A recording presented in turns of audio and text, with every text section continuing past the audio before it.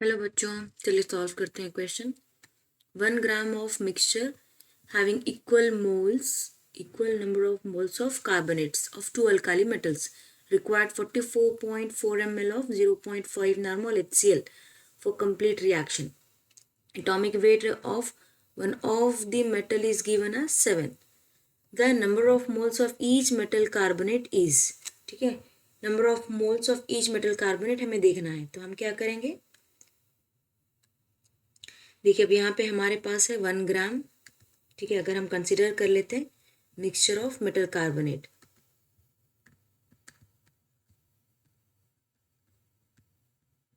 तो ये हो जाता है 1 ग्राम। ठीक है, equal number of moles of carbonates बोल के यहाँ पे मेंशन है। हमने यहाँ पे लिया है HCl जिसकी नॉर्मलिटी दी गई है 0.5 नॉर्मल, वॉल्यूम दी गई है 44.4 ml। ठीक है, अब अगर हम लेते हैं यहाँ पे एटॉमिक वेट भी यहाँ पे दिया गया है 7।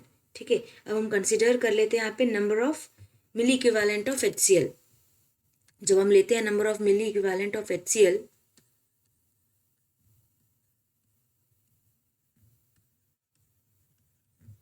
ये हो जाता है नॉर्मलिटी इंटू V। नॉर्मलिटी हमारे पास है 0.5, वॉल्यूम हमारे पास है 44.4, तो ये हो जाता है इक्वल टू 22.2। ठीक है, उसी तरह से अगर हम लेते हैं इक्विवेलेंट, अगर हम लेते हैं, ये हमने कंसिडर किया है मिली इक्विवेलेंट, अगर हम लेते हैं number of equivalent of HCl, तो ये हो जाता है 22.2 इंटू 10⁻³ ऐसे लिखिए या आप लिखिए, और 0.022 इसे भी लिख सकते हैं हम। ठीक है, 0.0222। अब देखिए हमारे पास है यहाँ पे, सिंस यहाँ पे मेंशन है कि alkali metal carbonates are equimolar, ठीक है, इक्वल नंबर ऑफ मोल्स यहाँ पे गिवन है, तो हम क्या कर लेते हैं, number of equivalents of HCl required to neutralize the metal carbonate, वो अगर हम कंसिडर करते हैं तो हमारा n फैक्टर यहाँ पे हो जाता है। अगर हम लेते हैं मेटल कार्बोनेट, उसके हिसाब से अगर हम देखते हैं तो हमारा n फैक्टर हो जाता है 2। सो देयरफॉर अगर हम लेते हैं यहाँ पे,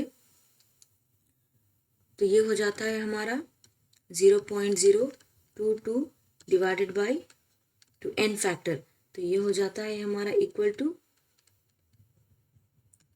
0.0111। तो ये हमारा आंसर रहेगा, number of moles of each metal carbonate. तो हमारा आंसर रहेगा यहाँ पे option B. Therefore B is the correct option.